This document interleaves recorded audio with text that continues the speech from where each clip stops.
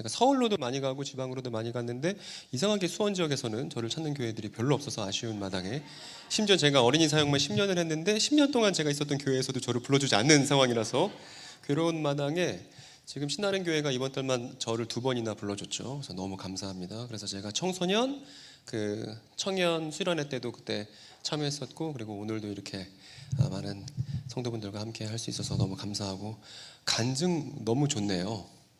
너무 막 심장이 막 두근두근 거립니다. 여러분, 자라나는 어린이들 잘 길러야겠죠? 확실합니까? 여러분, 교회 이것 때문에 있습니다. 교회는 다른 것 때문에 있는 거 아니라 다음 세대에게 복음을 전수하고 이 지역사회 안에서 예수 믿는 사람을 굳게 세우기 위해서, 교회 그러면 교자가 무슨 교자예요? 가르칠 교자죠.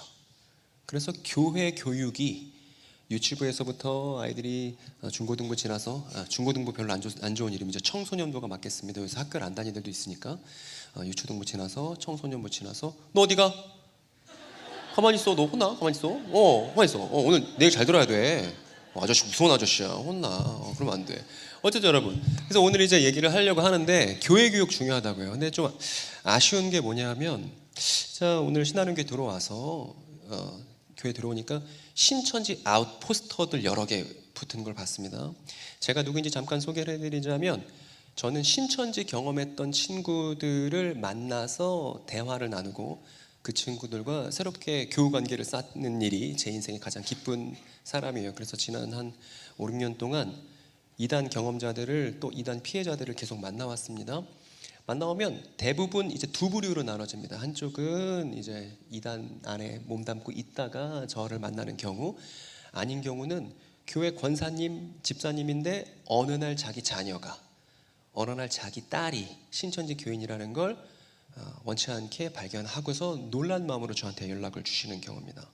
여러분, 후자의 경우를 좀 생각해 봅시다. 여기 있는, 그럴 일이 없으면 좋겠습니다만, 여기 있는 교인들 중에 누군가 가족이 신천지 교인이라는 사실을 알게 됐습니다. 너무 놀랐겠죠? 여러분, 그 사실을 교회 공동체에게 얘기할 수 있을까요? 없을까요? 대부분의 경우 불가능합니다.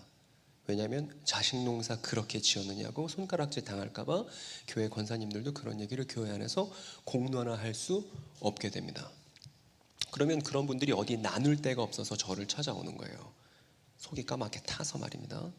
그런데 만약에 신천지에 대한 혐오, 신천지에 대한 증오, 이런 것들을 교회가 자꾸 확대 재생산하게 되면 교회에서 그런 아픔을 겪는 사람들이 쉽게 교회에 얘기할 수가 없어지겠죠. 그러니까 만약에 신천지 교인이 여기 오더라도 괜찮아요. 왜 괜찮냐 하면, 우리가 교회 교육을 통해서 성경 이야기를 제대로 알고 있다면 신천지 교인을 만나도 걱정할 게 없어요. 제가 신천지 교인 만나는 게 전혀 걱정되지 않습니다. 그냥 가서 만나는 거예요. 차 한잔 하는 거예요. 얘기 나누는 거예요. 그런데 이런 두려움이 있죠, 교회에. 내가 신천지 교인 만났다가 나까지 설득되면 어떡하지? 사실은 나 성경 잘 모르는데, 그런데 나 성경 잘 모르는데 신천지 교인 만났다가 뽀록 나고 괜히 내가 안 좋은 꼴 당하고 내지는 설득되면 어떡하지라는 그 모종의 두려움을 한국교회 성도들이 공유하고 있다고요.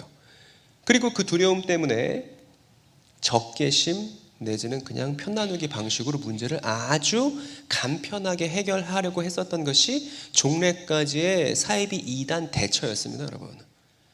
여러분, 근데 이게 만약에 실효성이 있다면, 이게 효과가 있다면 계속 앞으로도 그렇게 해도 괜찮을 거예요. 그런데 유감스럽게도 한국 근현대사가 시작된 이후 대한민국 사이비 2단은 항상 존재했고, 사이비 2단들은 몸집을 계속 불려왔습니다.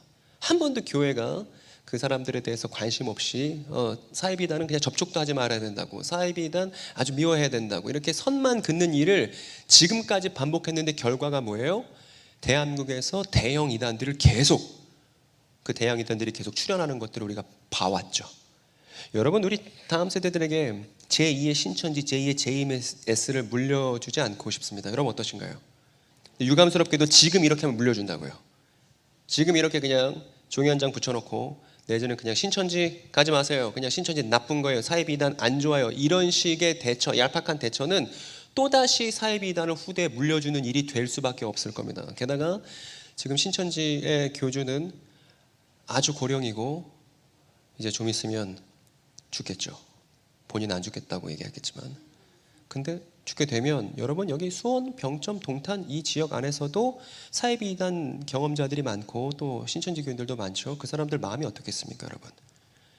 그 사람들의 마음이 다 갈기갈기 찢어져서 다시는 성경 펴고 싶지도 않은데, 다시는 종교의 종자도 끝내고 싶지 않은데, 다시는 교회에 들어가고 싶지 않은데, 그런 상황 속에서 진짜 어려운 마음을 먹고서 교회를 방문하기로 어렵게 자신의 그 상처 입은 마음을 싸매고서 교회를 방문하려고 했다고 칩시다. 근데 교회를 딱 들어오자마자 교회 입구에 뭐가 붙어 있어요? 본인의 과거 경험에 대해서 완전히 매도하는 그런 게 붙어 있으면 교회는 그 사람들을 위로하고 치유해 줄 수 있는 기회를 스스로 잃어버리는 일이 될 겁니다. 그래서 제가 이걸 생각하고 나서 요한계시록 2장을 보는데 마음이 안 좋았어요. 왜냐하면 거기 에베소 교회에게 예수께서 말씀하시는데 뭐라고 말씀하시냐면, 니네가 거짓 사도들의 잘못된 성경 가르침 잘 분별했어, 이렇게 얘기하시죠. 잘했다고. 근데 그 다음 뭐라고 그러시냐면, 근데 니네가 첫사랑을 잃어버렸어, 그러시죠. 그래서 첫사랑을 잃어버려서 촛대를 옮겨야겠다고, 교회가 교회답지 않게 될 거라고 아주 서슬퍼런 그런 말씀을 하셨는데, 그때 첫사랑을 잃어버렸다는 얘기는 예수님 믿었을 때 처음 열정을 잃어버렸다 이런 얘기를 하는 게 아니에요. 교회가 말하는 첫사랑은 예수께서 우리가 죄인임에도 불구하고 우리를 받아주시고 우리를 안아주셨던 그 조건 없는 환대가 교회를 시작하게 했었던 처음 사랑이었던 것입니다. 그래서 교회는 리스크를 감당해야 돼요. 여러분, 지금 제가 하는 얘기가 다소 위험할 수 있다는 거 알고 있습니다. 누군가 우리와 사이가 안 좋은 사람들이 교회에 들어오는 걸 허용하는 일이 교회에게 리스크가 될 수 있다는 거 알고 있습니다. 그러나 교회의 사랑은 그 리스크를 감당해야만 한다는 것입니다. 교회 권사님이 교회에서 모태신앙이었던 딸이 신천지 교인이라는 걸 발견했는데, 발견하자마자 집 대문에다가 신천지 아웃스티커 붙이는 거 보셨습니까? 불가능한 일인 겁니다.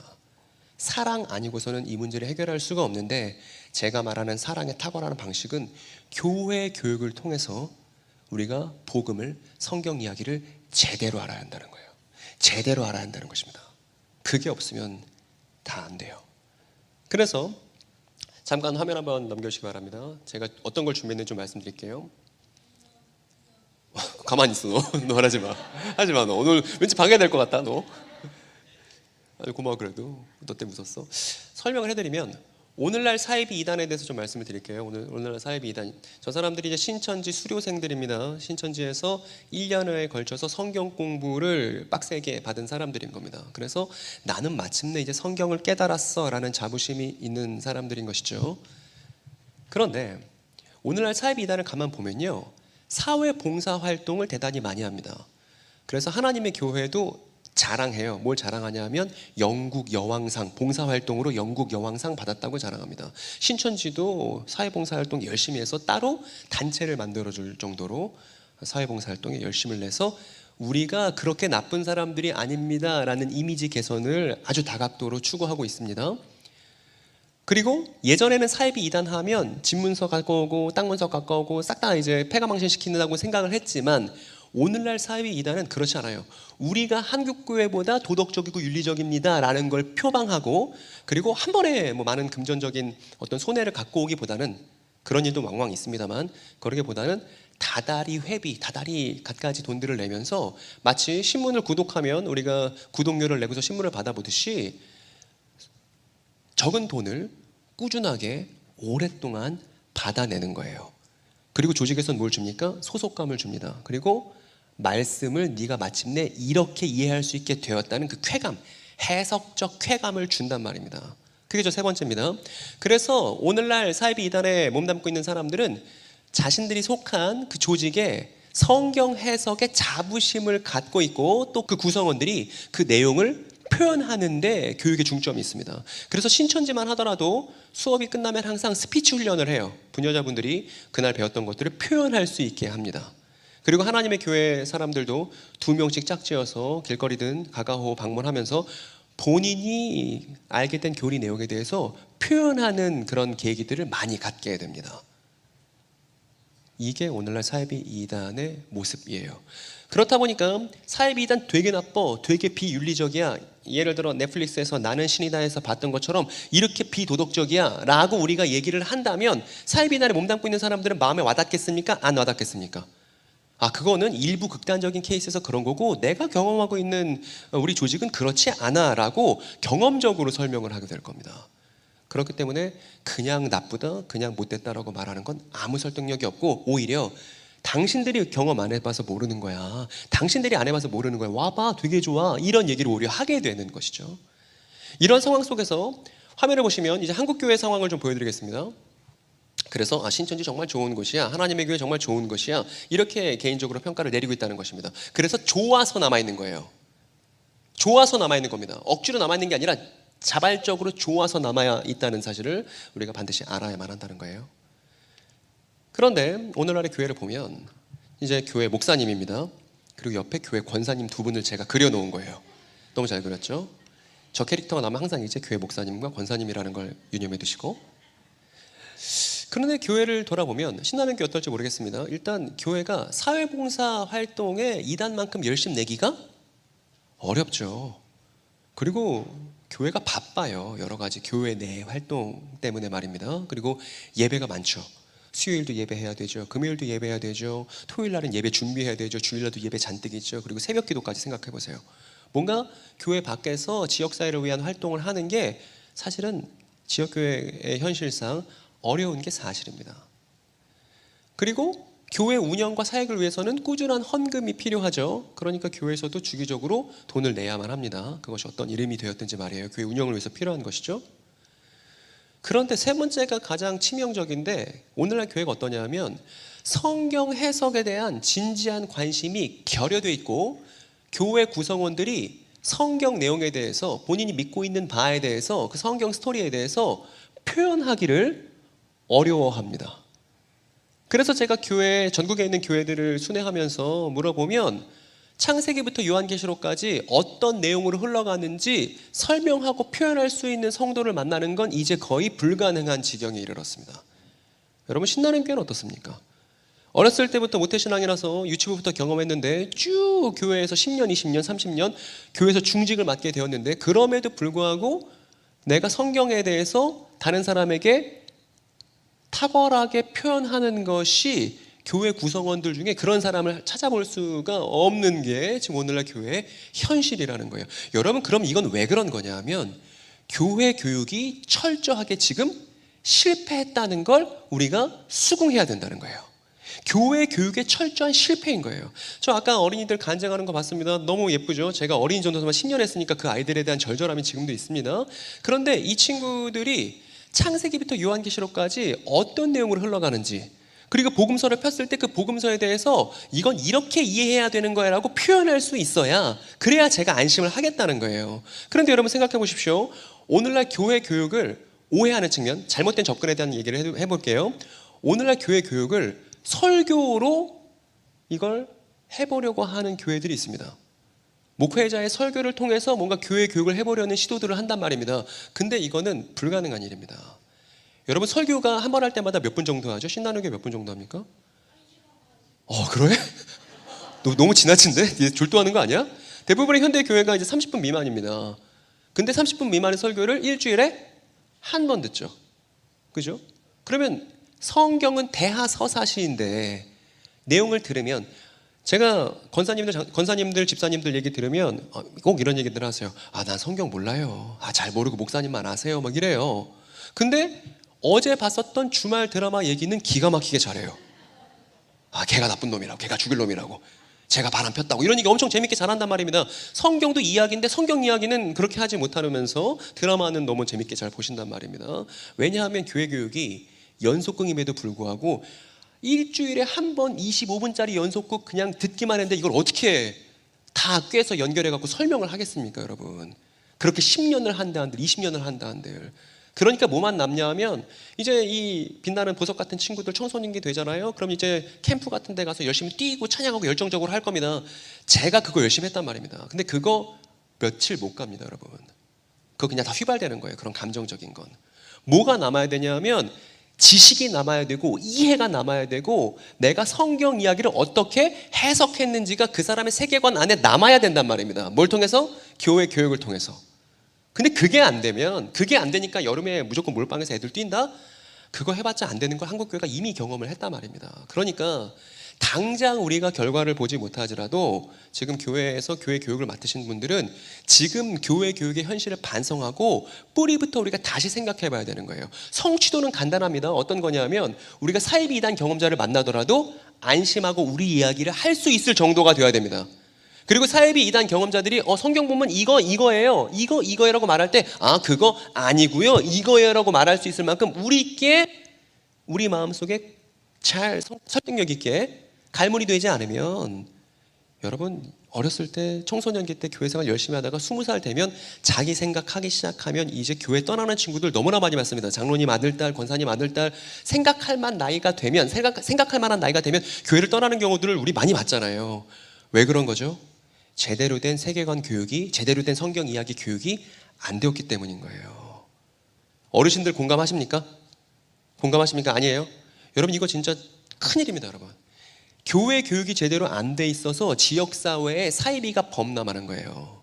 이 동탄 병점 안에, 이 지역사회 안에 성경 이야기가 교회를 통해서 제대로 공론화되지 않으면 사이비 이단들이 자신들의 이야기를 열심히 표현하고 다니는 겁니다. 그러면 누가 속아요?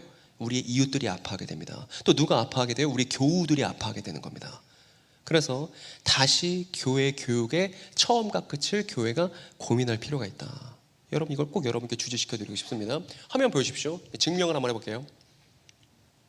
그래서 오늘날 사이비 이단의 현 주소가 저렇고 오늘날 교회가 저렇습니다. 일반 시민의 관점에서 여러분 생각해 보십시오. 일반 시민들이 사이비 이단 문제나 교회 문제를 볼 때 어떻게 생각할까요? 그런 거예요. 교회나 이단이나 종교는 다 똑같지. 저런 반응을 유튜브 댓글에서 너무나 이제 쉽게 찾아볼 수가 있습니다. 니네나 뭐 신천지나 교회나 똑같은 거 아니야?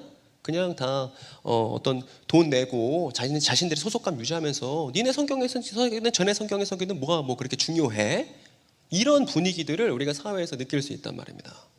근데 여러분 이건 뭐가 문제가 있는 거냐면 여기를 봐주세요. 성경 해석에 대한 진지한 관심이 결여되어 있고 구성원들은 그 내용을 표현하기 어려워한다. 여기서부터 우리가 잘못된 이 상황을 타개해 나가는 첫 단추를 끼워야 한다는 것입니다.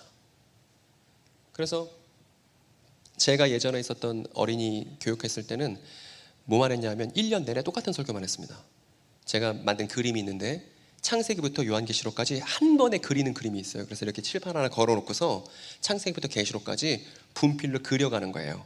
창조, 타락, 아브라함, 그 다음 이스라엘, 아브라함에게 뭐 언약하셨는지, 이스라엘이 출애굽하고 광야 지나서 가나안 땅 이제 차지해서 가나안 땅에서 잘 살다가 하나님께 범죄해서 아시리아, 바벨론, 페르시아, 마케도니아, 시리아, 로마가 지배하게 됐고 로마 시대 세례요한 나타나고 예수님 나타나고 이 서사를 쭉 그려갖고 1년 내내 이 설교만 했습니다. 나중에 어떤 지경에 이르렀냐 하면 제가 한마디도 안 한 적이 있어요. 칠판에 분필 딱 대니까 이제 애들이 어떻게 해요? 애들은 똑똑해요. 애들은 배운 대로 말 잘합니다. 분필 딱 대고 있으면 애들이 창조 그러면 써줘. 그 다음에 타락 이렇게 써줘. 그렇게 해서 창세기부터 요한계시록까지 얼기설기 이렇게 된다는 전체 그림을 그려놔야 그 다음 세부적인 그림을 그릴 거 아니겠어요. 그것만 1년 내내 했습니다. 그랬더니 그렇게 1년 내내 가르쳤던 어린이들이 청소년부 올라가니까 청소년부 교사들에게서 어떤 푸념이 나왔냐면 애들이 감당이 안 된다는 거예요. 그만큼 교회 교육이 전체에 대한 그림. 다니엘서 가르치는데 다니엘서가 어느 시절에 쓰여 있는지도 모르면서 다니엘서를 어떻게 가르칩니까, 여러분? 안 그렇습니까? 다니엘서에 보면 다니엘 세 친구 나오잖아요. 풀무불에서 고생했던 세 친구. 하나님의 교회에서 이렇게 말합니다. 여러분 하나님의 교회 생활하기 힘드시죠? 그런데 다니엘의 세 친구처럼 풀무불을 견디듯이 우리 하나님의 교회 신앙을 잘 지킵시다. 그럼 그쪽에서 아멘이죠. 신천지에서 뭐라고 하는지 아세요? 여러분 신천지 생활하기 힘드시죠? 다니엘의 세 친구처럼 우리 풀무불을 견디시지 신천지 생활을 잘 우리가 지켜나갑시다. 이렇게 얘기합니다. 교회 가면 무슨 얘기하는지 아세요? 여러분 교회 생활 힘드시죠? 이런다고요. 다니엘이 바벨론과 페르시아가 통치하던 시절에 쓰였던 당대 역사에 대한 교육이 없으면 이거 이렇게 해석해도 그만 저렇게 해석해도 그만 코에 걸면 코걸이 귀에 걸면 귀걸이인데 교회 교육이 항상 이런 수준이었단 말입니다. 그러니까 여기서부터 우리가 재고를 해야 돼요. 그래서 넘겨주십시오. 성경 이야기에 대해서 교회 공동체가 공유하고 있는 거대한 스토리가 있다고 가정해 봅시다. 그래서 이 교회에서 교회 교육을 받은 친구들은 다 그 얘기를 알아요. 권사님이 됐든 아니면 장로님이 됐든 어린이가 됐든 다 하나의 이야기를 공유하고 있어. 그러면 이 자리에 신천지에 있었던 사람이 온다 한들 그게 무슨 소용이 있겠어요. 오히려 그 사람한테 이야기를 소개해 줄 수 있는 기회를 얻었으면 얻었지. 하나님의 교회 사람들 맨날 가가오 문 두드리고 돌아다니는데 왜 크리스천들은, 왜 하나님의 신실한 군사들은 본인들이 갖고 있는 소중한 소망에 대해서 다른 사람들에게 표현하기 위해서 왜 길거리에 나오지 않습니까? 왜 교회에서 수세적으로 계속 왜 우리 교회에 이단인 사람 들어오면 어떡하지? 전전긍긍하고 있습니까? 이거는 예수님을 따르는 사람들의 태도가 아닌 것 같다는 것입니다. 여러분 불편하십니까? 제가 좀 더 수위를 좀 더 얕게 할까요? 괜찮아요? 듣기 불편하지 않으세요? 우리 어린이 여러분 괜찮으세요?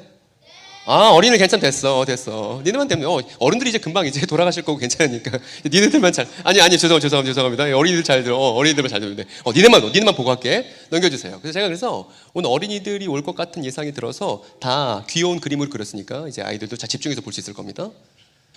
교회 교육을 제대로 갖춰야 된다. 이거 안 하면 안 된다는 생각이 들어서 창세기부터 요한계시록까지 벌써 유튜브 영상 다 만들어 놨습니다. 성경 전체를 이해하는 데 있어서 필요한 내용들, 그리고 사이비 이단들과 기독교회가 어떻게 해석을 그 교회를 달리하는지를 유튜브 영상 다 만들어 놨습니다. 근데 이제 각 영상당 시간이 1시간이 넘기 때문에 보기 버거운 게 사실입니다만, 그동안 제가 교회마다 전국 교회들을 순회하면서 했던 영상들이니까요, 꼭 어른들은 좀 보실 필요가 있습니다. 보시고 아이들에게 어떻게 소개하면 될지, 교회에서 어떻게 가르치면 될지 좀 배우실 필요가 있습니다. 그 목차를 좀 소개해드리면, 먼저는 율법과 예언 이야기를 모르면 안 되는 거예요. 예레미야 내지는 에스겔 이런 얘기 모르면 안 되는 겁니다. 그래서 일단 율법 이야기도 7개 영상으로 요약해놨고, 예언서 이야기도 저렇게 폐허 위에서 부르는 노래라는 제목을 달아서 요약해놨습니다. 그리고 1세기 유대인의 역사를 모르면 복음서를 읽을 수 없기 때문에 유대인의 역사 관련된 것도 영상 만들어서 다 정리가 끝났습니다. 그리고 저 영상들은 다 전국에 있는 교단 교파 초월해서 다 순회하면서 하나하나 만들었던 영상이기 때문에 한국교회 전체에 연대와도 연관이 되어 있죠. 그리고 마침내 어디로 들어왔냐 하면, 제 얘기는 이거예요. 마가복음 한 권만 제발 잘 이해해 보자는 것입니다. 마가복음 한 권만 우리가 충실하게 이해해 보자는 것입니다. 마가복음이 총 몇 장이냐면 16장으로 구성되어 있거든요. 그래서 마가복음 한 권만 우리가 제대로 이해를 해도 이렇게 사이비 이단 문제에 있어서 빌빌대지 않을 거라고, 이런 식의 멋없는 대처를 하지 않을 거라고 제가 그렇게 얘기해오는 중입니다, 지금까지. 그래서 신나는 교회에서도 여러 이야기를 했는데, 감사하게도 신나는 교회 수련회 가서는 제가 3장을 달았어요, 마가복음. 여러분, 3장을 다뤘다는 건 1장, 2장을 이미 다른 교회에서 다뤘다는 거죠. 그 1장, 2장에서 어떤 얘기를 했는지 여러분 확인하려면 어떻게 하시면 되죠? 벌써 초등학생도 알지 않습니까? 유튜브 와서 검색해서, 아직 영상 제가 편집 안 해서 안 올려놨습니다만 구독해 놓으시면, 그리고 알람 설정 해 놓으시면 제가 딱 1장 올릴 때 뜰 거 아니에요. 그것부터 같이 확인을 해보잔 말입니다. 그리고 오늘 뭐 할 거냐면, 오늘은 6장 할 거예요. 6장 했다는 건 벌써 2교회를 제가 지나서 여기 왔다는 겁니다.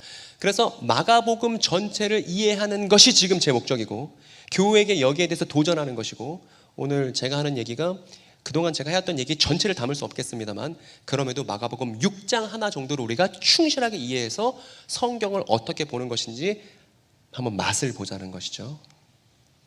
그래서 오늘 이것만 하면 됩니다. 여러분, 잠깐 기지개 한번 펼까요? 이제 긴 여정 가야 되니까 기지개 한번 세게 펴시고, 우리 옆에 있는 형제자매에게 한번 얘기해 봅시다. 절대 졸지 말고 정신 차리시라고 빨리 권면해 주시고, 등도 좀 두드려 주시고, 예. 주무실 것 같은 분들 계시면 이렇게 목도 좀 이제 안마 좀 해주시고.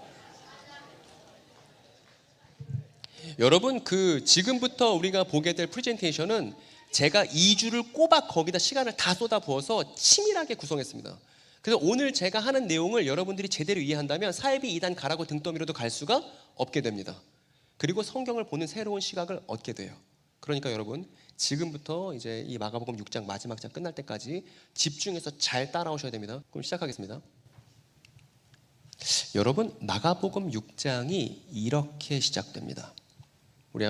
우리 모두의 이야기니까 같이 읽는 것으로 한번 시작해 볼까요? 예수께서 거기를 떠나서 고향에 가시니 제자들도 질문. 여러분, 거기가 어디예요? 여러분, 거기가 어디예요? 여기 거기가 어디입니까? 거기. 예수님이고 제자들입니다. 거기. 여러분, 6장을 아무리 뒤져봐야 거기가 어딘지 알 수가 있어요, 없어요? 없어요. 성경에는 장과 절이 원래 없었습니다. 장과 절은 나중에 연구의 편의를 위해서, 그리고 인쇄의 편의를 위해서 붙은 것이지, 원래 성경이 쓰일 땐 장과 절이 없었어요. 그냥 쭉 두루마리로 돼갖고 연결되는 이야기였습니다. 그렇기 때문에 6장에서 거기 그랬어요. 저 거기가 어딘지 알려면 어디로 가보면 돼요? 그렇죠. 5장으로 가면 되죠. 5장으로 가면 누가 등장하냐면 5장으로 가면 이 사람이 야이로라는 회당장이고요. 그리고 저 친구가 야이로의 딸입니다. 얼마 전까지 죽었었는데 예수께서 이제 일으켜 주셨던 소녀인 것이죠. 그래서 마가복음 5장이 야이로 이야기로 끝나고 6장으로 넘어가기 때문에 예수께서 거기를 떠나서라고 얘기했을 때 거기는 어디냐면 야이로네 집을 떠났다는 얘기입니다. 그리고 어디로 가냐면 고향으로 가시죠. 여러분 고향은 어디예요? 거긴 태어난 곳이에요. 예수님이 나신 곳은 베들레헴이지만 예수님이 고향이로 할 때는 딴 곳이에요. 어디예요? 나사렛이 나사렛. 그 헤롯 아켈로아라는 왕 무서워갖고 요셉이 도망갔기 때문에 이제 나사렛에서 살게 되셨는데 저 6장 1절은 뭘 보여주냐면 예수께서 이제 야이로네 집을 떠나서 나사렛으로 가셨고 제자들도 따라갔다로 오늘 6장 이야기가 시작되는 것입니다. 그렇기 때문에 성경을 볼 때는 앞뒤 보면서 상상해 봐야 돼요. 지금 무슨 이야기가 될지 상상하고 떠올려 봐야 됩니다. 그리고 여러분 제가 팁을 드리면 성경 볼 때 항상 옆에 종이를 꺼내놓고요. 졸라맨으로 그려봐야 돼요. 졸라맨으로. 여러분 제가 그 어린이들 큐티할 때 청소년들 큐티할 때 생각해 보세요. 제가 어떤 친구 큐티한 거를 봤습니다. 이렇게 써 있어요. 어느 날 딱 어떤 본문을 보여줬어. 그때 옆에 써 있습니다. 오늘도 하나님 말씀을 잘 듣고 열심히 살아야겠다. 다음 날 나도 오늘도 하나님이 너무 좋고 오늘도 열심히 살아야겠다. 다음 날 예수님 열심히 믿어야겠다. 다음 날 이런 식이라고요. 어머니들 이런 거 보시면 기분 좋아하시면 안 되는 거예요. 왜냐면 걔가 본문을 상상해 본 적이 없다는 얘기거든요. 그건 읽는 게 아닙니다. 성경 100독 200독 다 허당이에요. 그런 거 아니라 상상해 보는 게 필요합니다. 그래서 졸라맨으로 이렇게 그리면 그러면 상상을 안 할래 안 할 수 없으니까 그렇게 하셔야 됩니다. 저도 그래서 상상을 해서 저렇게 그려놓는 겁니다. 그래서 나사렛에 갔어요. 나사렛에 갔더니 어떤 일이 벌어졌냐면 그날 마침 안식일이었습니다. 예수께서 회당에서 가르치기 시작하셨어요. 왜냐하면 예수님은 성경 교사였거든요. 랍비라고 하는 성경 교사였거든요. 그래서 이제 예수님께서 성경을 이제 가르쳐 주실 걸 많은 사람들이 기대하고서 우르르 회당으로 간 거죠. 아마도 고향 사람들이 이렇게 생각했을 겁니다. 우리 동네 출신인 예수가 랍비가 돼서 돌아왔대. 그럼 설교를 얼마나 잘하는지 들어볼까? 성경 해석을 얼마나 탁월하게 하는지 우리 한번 지켜볼까? 그런 기대하는 마음에 금의환양한 예수를 보고 싶은 마음에 우르르 갔겠죠. 근데 예수께서 무슨 얘기 하셨는지 마가복음은 얘기해 주지 않지만 예수께서 뭔가 말씀을 하시니까 사람들 반응이 어땠대요? 듣고 경악했다는 거죠. 그리고 뭐라고 말했냐면 이렇게 말했다는 거예요. 마을 사람 중 하나가 이 사람 우리 동네 기술자였던 사람 아니야?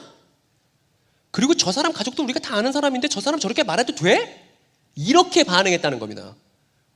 근데 마가복음은 예수께서 무슨 말했는지 얘기해 주지 않아요. 나중에 누가복음 4장 가면 쓰였긴 하지만 일단 마가는 예수님께서 무슨 말씀하셨는지 설명하는 게 중요하지 않다고 생각했던 것 같습니다. 그랬더니 예수께서 뭐라고 반응하셨냐면 이렇게 반응하셨습니다. 예언자는 어디서든 존중을 받는 게 맞는 거예요. 근데 고향과 친족들과 그의 집만 빼놓는다면 어디서든 존중을 받습니다. 근데 이상하게도 고향에서만, 이상하게도 친족들에게만, 이상하게도 자신의 집에만 가면 예언자가 존중을 못 받네요. 이렇게 예수께서 반응하셨다는 겁니다. 여러분 그러면 예수께서 지금 회당에서 뭐라고 말씀하셨는지를 상상하고 추론해 볼 수가 있습니다. 예수님께서 뭐라고 말씀하셨길래 마을 사람들이 손살을 해줬을까요? 이런 거예요. 예수께서 이렇게 말씀하신 겁니다. 자기 자신을 뭐로 표현했냐 하면 예언자라고 표현한 거예요. 예언자라고. 그랬더니 마을 사람들은 저 예수가 랍비일 수는 있어도 성경 교사일 수는 있어도 예언자일 리는 없었다는 겁니다. 왜냐하면 우리가 다 아는 사람이니까. 요거에 대해서 좀 자세히 살펴볼 필요가 있습니다. 여러분 저거 어떻게 했죠? 예언자죠, 예언자. 무슨 예자예요? 모르겠죠? 어른들 혹시 아십니까? 미리 예자, 말씀언, 놈자자를 씁니다. 그래서 예언자라고 번역을 한 거예요. 그래서 일반적인 교회에서는 뭐라고 생각하냐면 예언자는 미리 뭔가 말하는 사람이 예언자지라고 하니까 문제가 생겼어요. 어떤 문제가 생겼냐면 예언자나 점치는 사람이나 별반 구분이 잘 안 되는 거예요. 미래에 대해서 뭔가 먼저 말하고서 맞추는 사람처럼 예언자를 오해하는 일들이 생겼습니다. 특히 오늘날 젊은 청년들은요 타로 대단히 많이 봅니다. 그리고 신점을 엄청 많이 보더라고요. 그냥 캐주얼하게 호기심 삼아서 본단 말입니다. 그만큼 미래에 대해서 고민하는데 성경에 나오는 예언자나 그냥 점집에서 말하는 그냥 점쟁이나 구분이 안 되는 거고, 특히 교회에서 볼 때 어떤 점이 문제가 되냐면 이만희 씨 같은 미래에 대해서 본인이 안다고 주장하는 사람들이 자꾸 자기 자신을 예언자라고 하니까 교회에서 문제가 되는 거예요. 그래서 어떤 목사님들이 이렇게 말하기도 했습니다. 우리 미리 예자를 쓴 게 문제가 되니까 저거를 바꿔서 맡길 예자로 바꾸자. 그래서 예언자는 말씀을 맡은 사람으로 재정의 합시다. 이렇게 주장하기도 했습니다. 그런데 제가 볼 땐 좋은 접근이 아니에요. 왜냐하면요, 저렇게 한자로 접근하는 풀이 방식은 성경을 공부하는 제대로 된 방식이 아닙니다. 여러분, 성경은 누가 쓴 거냐 하면 유대인이 쓴 겁니다. 유대인들은 한자 알아요, 몰라요? 몰라요. 유대인들의 방식으로 성경을 읽어야지 유대인들이 뭐를 한자로 우리가 이렇게 정의하고 저렇게 정의하고 백날 재정의를 해야 될 거예요. 그러니까 좋은 접근이 아닌 겁니다. 근데 사이비 이단들에서는 사람들을 쉽게 설득하기 위해서 한자풀이를 적극 활용해요. 신천지도 마찬가지고. 그런데 교회도 한자풀이로 성경에 접근한다? 안 될 말인 거예요. 게다가 저 맡길 예자는 나중에 일본에 의해서 만들어진 한자이기 때문에 성경 번역의 역사와도 관련이 없는 것입니다. 요거 한번 같이 읽어볼까요?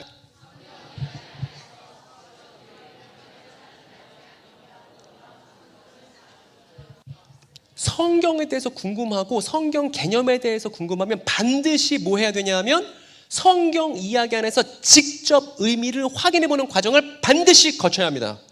만약에 예언자가 어떤 사람이야? 그러면 이거는 미리 예자고 말씀 원자인데 안 돼요. 그게 아니라 예언자가 어떤 사람이야 궁금했어요. 어떻게 해야 되죠? 반드시 성경을 펴서 실제로 예언자였던 사람들의 이야기를 직접 확인해 봐야만 내가 예언자가 어떤 사람인지 안다고 말할 수 있는 것이죠. 그죠?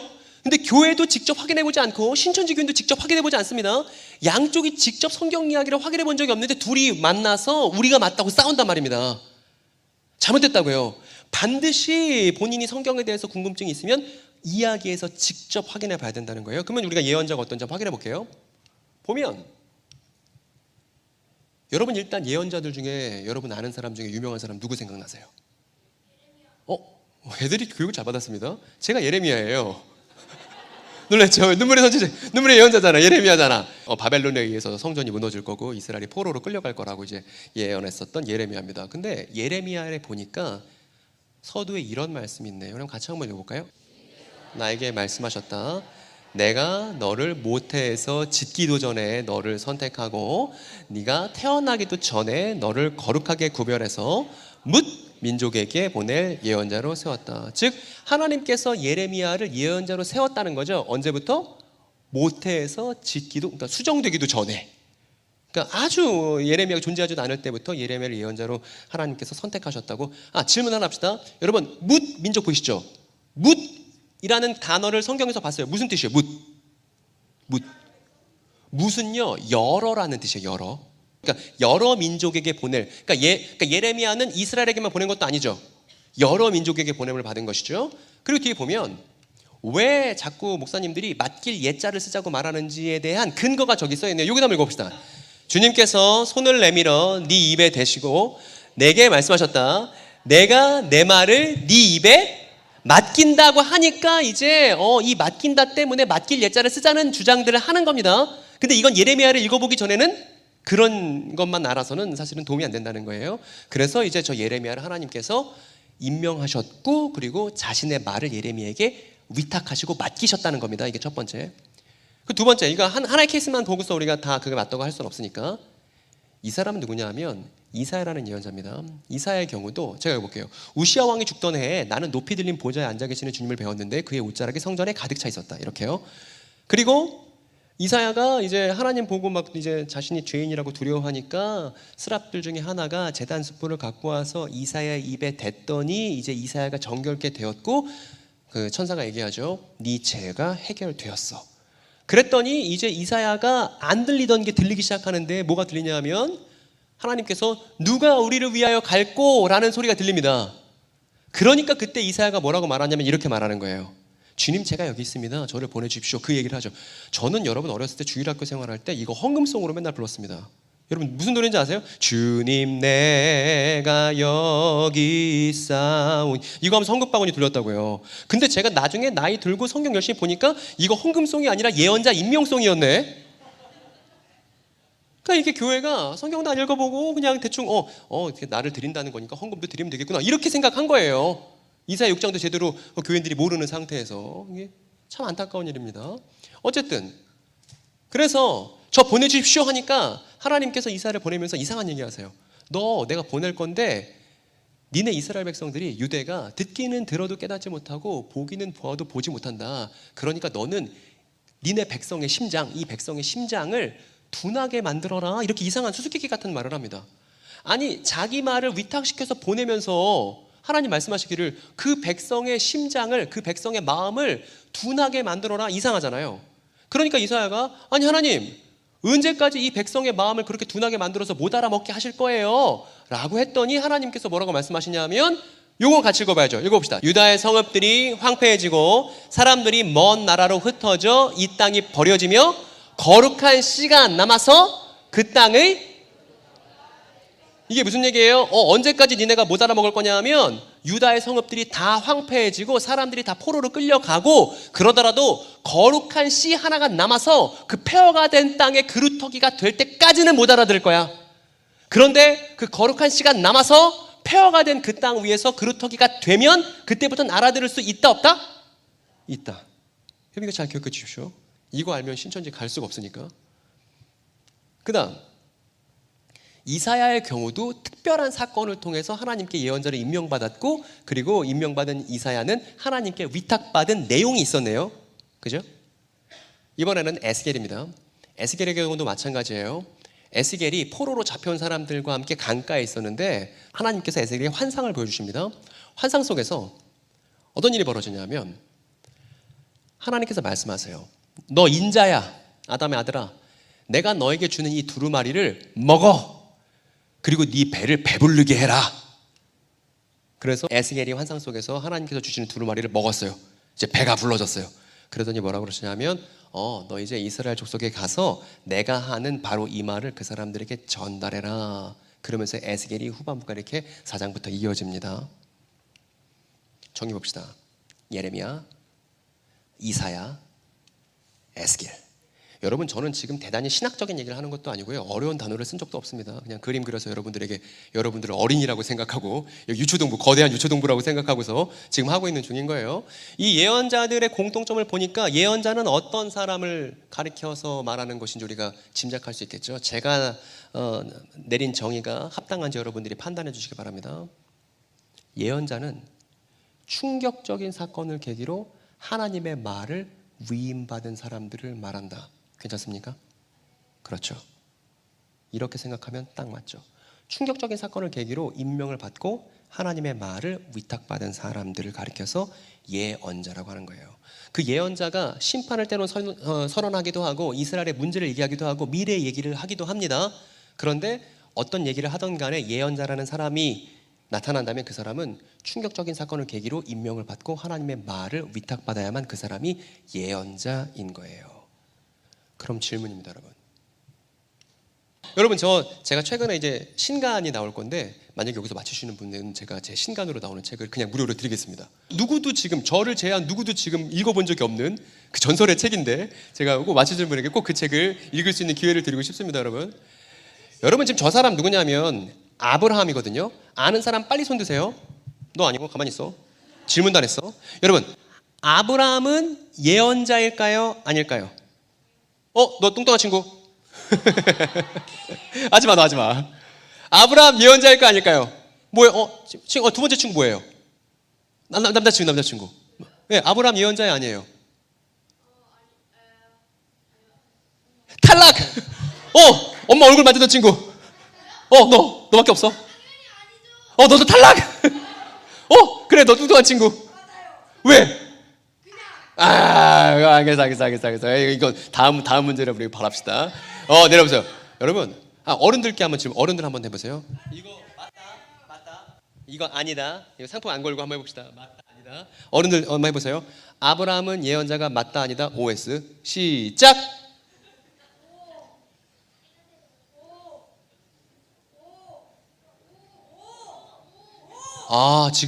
지금 신나는 교회의 분열 현장을 지금 보고 있습니다. 성경 해석에 있어서 분열. 여러분들이 이제 분열하지 않게끔 우리가 함께 읽는 이야기를 한번 보여드릴게요. 화면 넘겨주십시오. 여러분 아브라함인데요. 아브라함. 여러분 질문. 아브라함은 충격적인 계기를 겪었죠. 하나님을 만났으니까. 그리고 하나님은 아브라함에게 언약을 주셨죠. 그리고 그 언약을 대대로 전하게끔 하셨잖아요. 그래서 그 아들인 이삭과 야곱과 해서 줄줄 이스라엘까지 그 언약 내용이 하나님께서 아브라함에게 맡기신 내용이 전달된 거 아니겠습니까? 그러니까 예언자라는 저 정의에 아브라함 들어맞아요, 안 맞아요? 딱 맞죠. 그리고 심지어 아브라함이 이제 겁쟁이여갖고 쫄아갖고 자기 이제 아내가 있었는데 자기 아내 너무 예쁘니까 다른 사람이 데려갈까봐, 나이가 되게 많은 할머니였음에도 불구하고 데려갈까봐 괜히 걱정이 돼갖고 이제 우리 누이입니다 뭐 이렇게 하고 있었는데, 아비멜렉이라는 사람이 누이가 되게 아름답구나 이제 데려갔더니 그 아비멜렉이라는 사람의 꿈속에 하나님께서 나타나셔서 뭐라고 그랬냐 하면 그 여자 남편 예언자 임마 이렇게 말씀하신 대목이 창세기 20장에 나오죠. 그러면 이건 빼박으로 아브라함은 예언자도 아니다? 맞는 거죠. 그러니까 우리가 우리의 통념 안에서 우리에게 익숙하게 예레미야 예언자지, 에스겔 예언자지, 오케이. 그런데 아브라함도 예언자이죠. 모세도 예언자인 것이죠. 특별한 충격적인 사건을 계기로 하나님께 받은 말이 있다면 그 사람은 예언자로 불릴 수 있다는 것입니다. 그럼 진짜 어려운 문제. 이 사람 아까 누구라고 그랬죠? 교회 목사님이죠. 목회자는 예언자입니까 아닙니까? 왜요? 목회자가 왜 예언자죠? 왜 그렇죠? 목사님은 어떤 충격적인 경험이 있으셨습니까? 예? 목사님이 만약 예언자를 부르려면 무슨 충격적인 경험이 있어야 되잖아요. 어떤 경험이 있겠습니까? 제 생각에는 목사님께서 예수님을 믿게 되고 성령을 받으신 충격적인 경험이 있으실 거라 확신이 됩니다. 목사님 그렇죠? 맞죠? 그러니까 충격적인 경험이 있죠. 그리고 사람들에게 메시아 예수의 왕되심의 소식인 복음을 전달할 사명을 갖고 있는 사람이 목회자잖아요. 그래서 이제 교회에서 장로님들 맨날 대표기도할 때 뭐라고 그러냐면 성령의 두루마기를 입혀주시고 하나님의 말씀을 대언하시며 이거 하잖아요. 맞는 얘기죠? 그죠? 그러니까 예수 그리스도를 믿어서 성령을 받은 충격적인 계기를 통해서 복음을 전달할 사명을 갖고 있는 목회자를 예언자로 부르는 거 오케이 안 오케이? 완전 오케이죠. 뭐 어려워요. 근데 그 다음 문제 한번 생각해 보세요. 이분은요? 예언자예요 아니에요? 권사님이에요? 정답인데? 여러분 권사님의 경우는 어때요? 예수를 믿어서 성령을 받은 충격적인 경험이 있어요 없어요? 있죠. 이분도 복음을 전달할 사명이 있어요 없어요? 그럼 예언자예요 아니에요? 그러면 권사님도 성령의 두루마기를 입고 하나님의 말씀을 대언하는 사람들 중에 한 사람이네요. 아멘이에요? 아멘이라고요. 목회자만 예언자이지 않다고요. 그건 교회가 아니라고요. 우리는 성령 받은 형제 자매들이기 때문에 같은 예언자적 소명을 공유하고 있는 것입니다. 그리고 나서 아직 문제 안 끝났습니다. 이분은 교회 장로님이에요. 장로님 예언자예요 아니에요? 야 재정장로님이라고 칩시다. 교회 재정장로님 예언자예요 아니에요? 맞죠? 그죠? 장로님도 예수님을 믿어서 성령을 받고 복음을 전할 사명을 갖고 있는 것이죠. 그리고 이 사람은 교회 이제 반주하는 여자 청년이에요. 마찬가지로 예언자적 사명이 있는 것입니다. 남자 청년도 예외가 아닌 겁니다. 그래서 바울이 뭐라고 얘기를 하는 거냐면 쟤네 좀 어디 묶어놓읍시다. 기둥 이런 데 좀 묶어놓읍시다. 쟤네 좀. 예? 여러분 저기 한번 같이 읽어봅시다. 잘 읽어. 사랑을 추구하십시오. 성령의 은사를 잠깐만 전하지 마. 끝나고 이제 남어. 혼나. 가만히 있어. 적절하게 분위기 파악해. 다시 읽어주세요. 시작. 사랑을 추구하십시오. 성령의 은사를 열심히 구하십시오. 특히 그래요. 물론 아까 저 친구 말한 게 맞습니다. 모두가 예언자는 아닐 수 있습니다. 왜냐하면 준비가 안 됐을 수 있죠. 그럼에도 불구하고 교회 공동체는 모두가 뭘 열망해야 돼요? 예언하기를. 하나님께 우리에게 맡겨진 그 말을 표현하는데 열망을 가져야 된다는 것입니다. 그래서 예수를 따르는 사람들은 예언을 추구하며 우리가 갖게 된 소망을 알아들을 수 있게 적절하게 표현하는데 최선을 다해야 되는 거예요. 교회가 이걸 안 해서 지금 문제가 이렇게 꼬여서 사회비단 문제랑 다 뒤섞여 버렸다 이 말입니다. 교회와 이단을 선명하게 구분하는 게 불가능해졌단 말입니다. 교인들의 입에서 성경 해석에서 말이에요. 바울의 이야기를 좀 더 들어보고 싶습니다. 여기 읽어주세요. 여러분은 모두 한 사람 한 사람씩 예언을 할 수 있습니다. 그래야 모두가 배우고 권면을 받게 됩니다. 그래요. 한 사람 한 사람씩 모두 하나님 말씀에 대한 충실한 이해가 있어야 목회자는 일방적으로 가르치고 성도는 무조건적으로 배우는 관계가 아니고 같이 성경이 말하고 있는 사건에 대해서 상상하면서 부족한 부분들을 채우고 권면해 줄 수 있잖아요. 한국교회가 세습으로 아주 골머리 싸매고 있을 때, 한국교회가 목회자들 어떤 전횡으로 힘들어하고 있을 때 사실은 교인들이 그런 목회자를 방치한 거나 다름없지 않습니까? 사실은 같은 교회 형제자매로서 권면을 주고받아야 하는 그런 관계임에도 불구하고 말이에요. 근데 바울은 이미 교회에게 권면을 했습니다. 모두가 예언을 추구하라고. 그래야 서로 배울 수 있다고 말입니다. 그런데 간혹가다 이런 사람들이 있어요. 나만 예언할 수 있다고, 나만 하나님 말씀 할 수 있다고, 이런 사람들이 있습니다. 또 이만희 씨도 마찬가지인데 이런 얘기가 있네요. 제가 읽어볼게요. 하나님의 말씀이 여러분에게서 났습니까? 또는 여러분에게만 내렸습니까? 누구든지 자기가 예언자이거나 성령을 선물로 받은 사람이라 생각하거든 지금까지 우리가 했었던 얘기들이 바울의 개인적인 권면이 아니라 주님의 명령이라는 것을 알아야 합니다. 이렇게 얘기했습니다. 그렇기 때문에 교회는 예언자적인 교회여야 하죠. 예언자적 소명을 이 지역사회 안에 감당해야 되는 게 교회가 존재하는 이유인 것입니다. 하나님께서 우리에게 맡겨주신 말을 지역사회에 공론화하는 게 우리의 책임이라고요. 병점에 대해서는 누가 책임이 있죠? 여기 있는 여러분들에게 책임이 있다고요. 동탄에 있는 사람들에게는, 동탄 지역사회는 누가 책임이 있죠? 동탄에 있는 신하는 교회 교인들에게 책임이 있단 말입니다. 성도들에게. 그런데 그 책임을 감당하지 않았을 때 화면 보시면 제가 아까 서두에 말씀드렸던 문제 보이십니까? 교인들이 성경 해석에 대한 진지한 관심이 결여되어 있고 이걸 제대로 표현하기 어려울 때 이건 바울이 교회에게 얘기했었던 주님의 명령에 충실하지 않은 게 된다는 거예요. 그 결과가 무엇입니까? 지역사회 안에 사이비 이단의 범람, 그릇된 성경 해석의 홍수를 우리가 겪게 되고 이 피해를 고스란히 우리의 이웃들이 당하게 된다는 것입니다. 어쨌든 다시 이야기로 돌아오겠습니다. 마가복음 6장으로. 그래서 예수님이 그 마을에서 쫓겨나셨습니다. 사람들은 예수가 내가 예언자야, 즉 내가 충격적인 사건을 통해서 하나님께 예언자로 임명받았고 내가 지금 하는 말은 그냥 성경 해석하는 게 아니야, 그냥 성경 가르치는 게 아니야, 지금 내가 하는 말은 하나님께 위탁받은 말을 너희들에게 하는 거야 라고 했더니 동네 사람들이 이걸 수용했어요? 못했어요? 못했어요. 아니라고. 당신은 성경 교사할 수는 있어도 예언자할 수 없다고. 그런데 그 동네에 병자들이나 몇몇 소수의 사람들만 예수님께서 고쳐주셨을 뿐 그 나사렛이라는 고향에서는 예수님은 어떠한 표적도 행하실 수 없었다, 이렇게 마가복음이 말합니다. 여러분, 성경에 기적들이 있잖아요. 예수님께서 초자연적인 일을 벌이시잖아요. 이건 단순 기적이 아닙니다. 예언자가 벌이는 기적은 항상 예언자의 메시지와 관련이 있습니다. 다시요.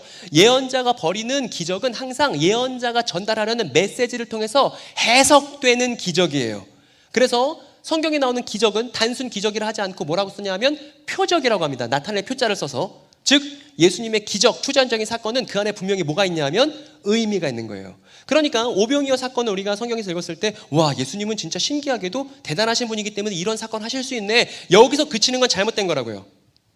그 사건을 통해서 예언자로서 예수님이 분명히 전달하고 싶은 메시지가 그 기적 안에 있는 거니까 그걸 판별해낼 수 있는, 그걸 해석해낼 수 있는 시야가, 눈이 교회에 소속되어 있는 모든 성도들에게 갖춰져야 한다는 것입니다. 그 다음 넘겨주세요. 오늘 시간이 없으니까 빨리 가, 빨리.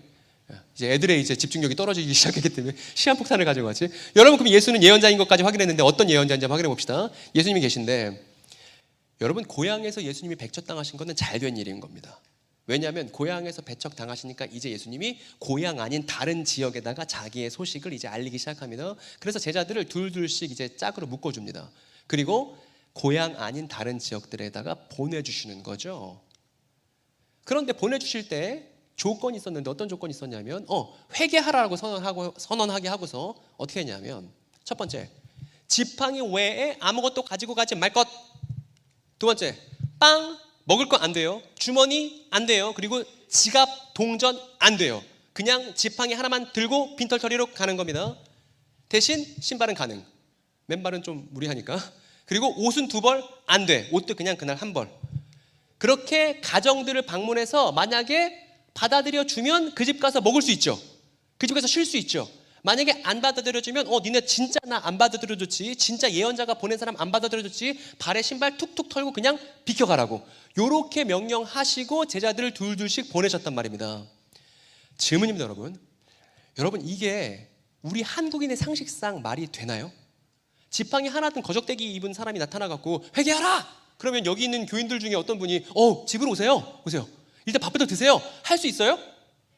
말이 안 된단 말입니다. 이게 당대 상황을 우리가 이해하지 못하면 왜 저렇게 말씀하셨는지 우리가 알 수가 없어요. 여러분 하나 물어봅시다. 회개가 뭔가요? 회개. 말 잘했어요.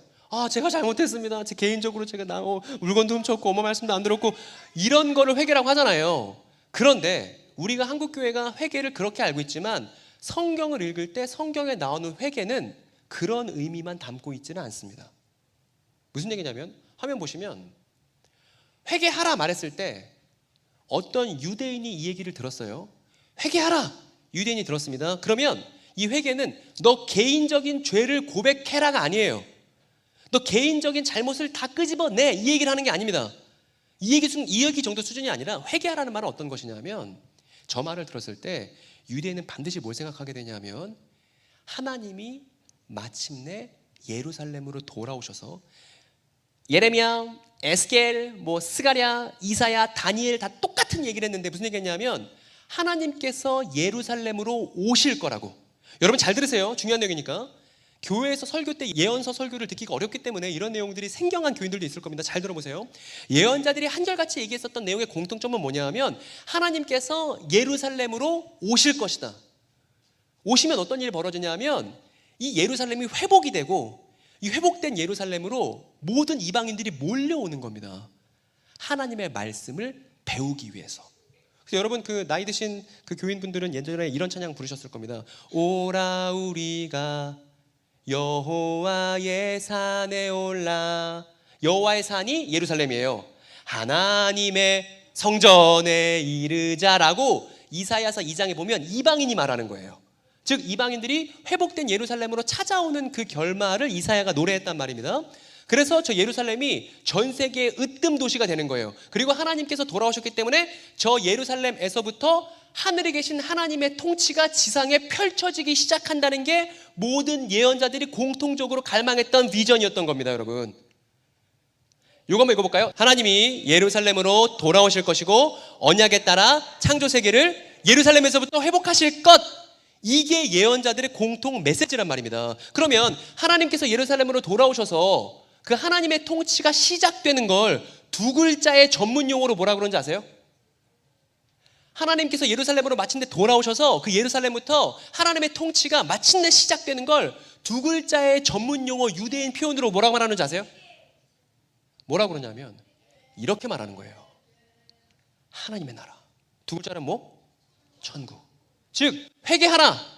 천국이 가까이 왔다. 이게 무슨 얘기냐면 하나님께서 예루살렘으로 오셔서 그 예루살렘에서부터 하나님의 진정한 통치가 시작될 것이 임박했다는 메시지란 말입니다. 그리고 이때 회개는 뭐냐면 그 임박한 하나님의 통치에 대해서 자기 자신을 준비시키는 것이 회개인 거예요. 이 복음서에서 말할 회개는 그런 것입니다. 여러분 이해되셨습니까? 여러분 되셨죠? 그래서 회개하라 외쳤을 때 저 유대인이 생각한 겁니다. 언약과 예언이 마침내 예루살렘에서 이루어질 준비가 필요하겠구나. 그럴 때가 가까이 왔구나. 이제 내가 준비해야겠다. 이게 회개라고요. 여러분 이건 제 개인적인 소견이 아닙니다. 보면 뒤에 보면 확인될 텐데 예언에 대한 당시 다양한 생각들이 있었어요. 일단 회개에 대해서 정리를 했고 예수님이 예언자인데 저 예언자를 이해하는 다양한 당시 사람들의 갑론을박이 있었습니다. 어떤 사람 뭐라고 그랬냐면 예수는 예언자가 맞는데 엘리야 같은 예언자일 거야 이렇게 주장했습니다. 엘리야 같은 예언자. 왜냐하면 이것도 성경에 근거가 있는 거예요. 이 사람 누구냐면 여러분 말라기라는 예언자 아십니까? 말라기? 구약 성경의 마지막 장에 있는 말라기라는 예언자죠. 말라기가 뭐라고 예언했냐면 제가 읽어볼게요. 주님께서 나타나시는 날. 여러분 주님께서 어디에 나타나시겠어요? 아까 우리 확인했잖아요. 주님께서 어디에 나타나시겠어요? 예루살렘에. 주님께서 예루살렘 성전에 나타나시는 날, 그 무서운 날을 앞두고 내가 틀림없이 예언자 엘리야를 니네한테 보내줄 거야 라고 하나님께서 말씀하신 게 있다고요. 즉 하나님께서 예루살렘으로 돌아오시기 전에 누구부터 오냐 하면 엘리야를 먼저 보내주시겠다고 하나님께서 말씀하셨단 말입니다. 그 엘리야 같은 예언자가 와서 뭐 하냐 하면 아빠의 마음을 돌리고요, 자녀의 마음을 돌려요.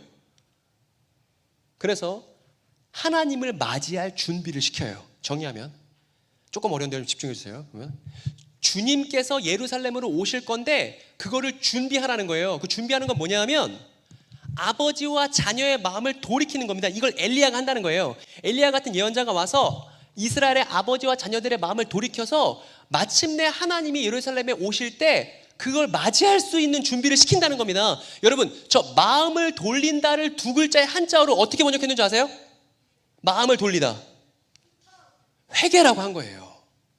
즉 당시 1세기에 예수님 당시에 회개하라, 그 말씀 무슨 얘기냐면 예루살렘에서부터 이제 하나님의 통치가 시작될 거니까 니네 마음을 준비해, 그렇게 이해되던 게 회개라는 거예요. 그러니까 오늘날 교회가 이해하듯이 개인적인 죄를 자복하는 것과는 다소 거리가 있는 겁니다. 물론 그런 것도 포함하겠습니다만, 그래서 예수님을 그 하나님이 오시기 전에 오는 엘리야로서 이해하던 사람들이 당시 많이 있었습니다. 그래서 예수님께서 십자가 달리셨을 때 엘리 엘리 라바 사막다니 하니까 어떤 사람이 뭐라고 그러냐면 엘리야를 부르나 보다 라고 말하는 사람도 있었습니다. 그것도 바로 저 말라기 예언 때문에 그런 말이 나온 거예요. 그리고 어떤 사람은 잘 모르겠지만 저 사람은 여러 예언자들 중 한 사람일 거야, 이렇게 말하는 사람이 있었습니다. 그러니까 예수님에 대해서 당대 사람들이 마치 쿼크 입자가 발견되었을 때 어떻게 해석할지 모르는 과학자들처럼 갑론을박들이 예수님은 어떻게 예언을 성취하시고 예언 이야기 안에서 어떤 분이실지에 대해서 잘 몰랐다는 겁니다. 그리고 또 예언자였던 예수를 오해했었던 사람들 중에 어떤 사람도 있었냐면 저 사람도 있었어요. 이 사람 누구냐면 요렇게 생각했던 사람입니다. 예수에 대한 소식을 듣고서 저 사람은 세례 요한이 부활한 사람이야, 이렇게 생각했던 사람도 있었습니다. 여러분, 저 사람 누군지 아십니까? 요거는 퀴즈로 드릴 만하네요. 예수님의 소식을 듣자마자 예수는 세례 요한의 부활이야 라고 오해했었던 저 사람 누군지 복음서에서 읽어보셨습니까? 헤롯이죠. 근데 헤롯도 여러 가지가 있죠. 어떤 헤롯이에요?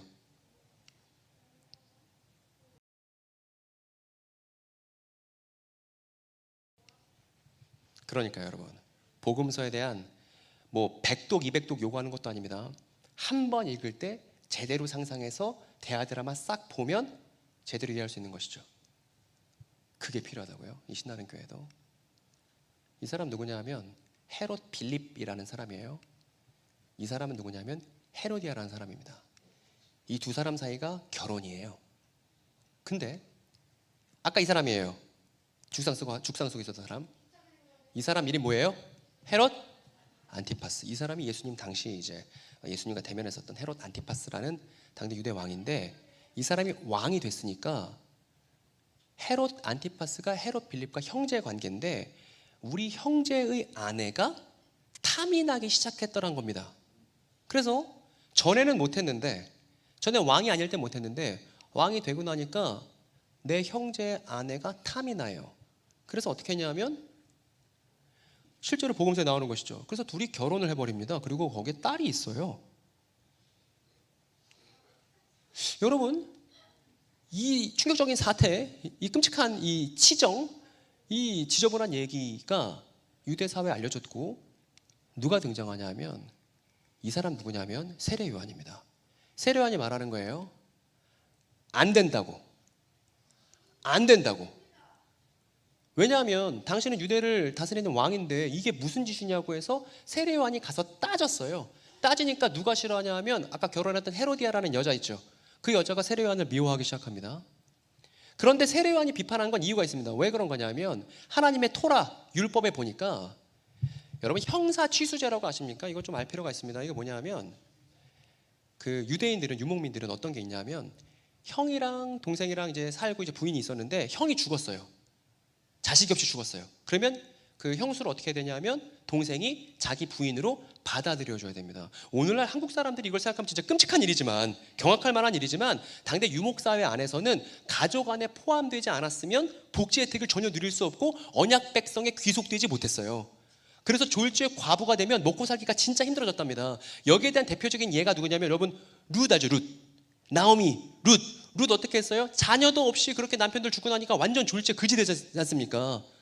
그렇기 때문에 저 형사 취수제라는 게 율법에 있어서 그렇게 형이 자식 없이 죽으면 그 아내를 자기 가족으로 받아들여서 잘 먹이고 살려야 한다는 그런 법이 있었던 겁니다. 근데 조건이 뭐냐 하면 남편의 형제 한 사람이 그 여자에게 가서 아내로 맞으라고 돼 있는데 조건이 뭐냐 하면 자녀 없이 죽었을 때죠. 자녀 없이 죽었다면 그렇게 하는 게 맞죠. 근데 그 사람이 죽지 않았는데도 불구하고 형이 죽지 않았는데도 불구하고 그 형의 아내를 내가 취한다면 그게 뭐가 되냐 하면 율법이 규정한 간통죄가 됩니다. 제가 볼게요. 어떤 남자가 유부녀와 동침한 것이 드러나거든 그 동침한 남자와 그 여자를 둘 다 어떻게 해요? 아주 이게 서슬퍼런 그런 명령이란 말입니다. 그럼 여러분 이렇게 율법이 써 있는데 헤롯 안티파스는 어떤 죄를 저지른 거예요? 율법에 규정한 관통죄를 저질렀으니까 당장 어떻게 해도 되죠? 율법에 따른다면 죽여도 되죠. 그러니까 세례요한이 가서 말한 거예요. 당신 율법이 죽음으로 규정한 죄를 저질렀다고, 잘못됐다고 그렇게 얘기했습니다. 그리고 나서 무슨 일이 됐냐면 저 헤롯 안티파스의 생일날이 됐습니다. 생일날 갈릴리에 있는 귀족들과 사람들을 모아다가 잔치를 베풀었습니다. 잔치를 베푸니까 딸이 있었잖아요. 춤을 췄어요. 근데 춤을 기가 막히게 췄습니다. 근데 왕들, 고대 왕들은 왜 그런지 몰라요. 그 딸이 춤을 너무 잘 추니까 뭐라 그래요? 되도 않는 얘기를 하죠. 소원을 말해봐라. 네가 원하는 거면 이 나라의 절반도 주겠노라. 여러분 근데 헤롯 안티파스가 춤 잘 춘 딸에게 주겠다는 이 나라 어떤 나라죠 여러분? 이 나라는 언약과 예언이 성취되는 하나님의 나라죠. 언약과 예언이 성취되는 무대인 하나님 소유의 나라죠. 근데 그걸 지 멋대로 자기 소유처럼 말하는 거 잘못됐죠. 그런데 더 끔찍한 건 뭐냐 하면 저 춤 잘 추는 아이가 소원이 뭐야 물어봤더니 엄마한테 쪼르러 가서 엄마 아빠가 소원 뭐냐고 물어보던데 근데 엄마가 뭐라 그래요? 그 어린애한테 세례요한 모가지를 달라고 해. 이게 말이 되는 얘기입니까? 근데 저 딸도 가서 세례요한 모가지요 이렇게 말한 거예요. 그래서 이 일 때문에 세례요한이 살해당했다고요. 참수형을 당했단 말입니다. 여러분 이제 신천 얘기를 합시다. 여러분 제가 오늘 마가복음 6장 이야기를 쭉 지금 자세히 해드리고 있는데 이렇게 자세하게 성경을 신천지는 읽지 않아요. 그러니까 신천지 걱정들 많이 하는데 성경을 꼼꼼하게 읽으면 신천지보다 훨씬 성경에 대해서 제대로 이해할 수 있고 표현할 수 있는 것이죠. 근데 성경 꼼꼼하게 안 읽으면서 신천지를 두려워하는 게 한국교회 현실이라고 제가 말씀드린 겁니다. 이만희 씨가 뭐라고 주장하냐면요. 이렇게 주장합니다. 이렇게 40년을 주장해 왔어요. 세례요한은 공연히 정치적인 일에 끼어들었다가 그리고 남의 가정사에 관여했다가 개죽음을 당한 것이다 라고 40년간 이만희 씨가 가르쳐 왔고 저 가르침에 모든 신천지 교인들이 동의하고 있단 말입니다. 그러니까 예를 들어 뭐 감리교회에 있다가 신천지를 가든 장로교회에 있다 신천지를 가든 한국교회를 경험했다가 신천지에 간 사람은 다 세례요한의 죽음에 대해서 어떻게 알고 있는 거예요? 저렇게 알고 있는 거예요. 그런데 저렇게 알고 있는 사람에게 목회자든 교인이든 성도든 누가 한 사람도 제대로 된 내용을 설명해 주지 않으니까 신천지 교인들은 어떻게 생각해요? 거봐 한국교회 말씀 없잖아 이렇게 하고 있다고요 지금 현실이. 그런데 교회는 다 신천지 아웃만 붙여놓고 그 사람들에게 제대로 된 내용 설명해 줄 수 있는 가능성과 방법을 타진해 본 적이 한 번도 없다는 겁니다. 여러분 이러다가 신천지 무너지잖아요.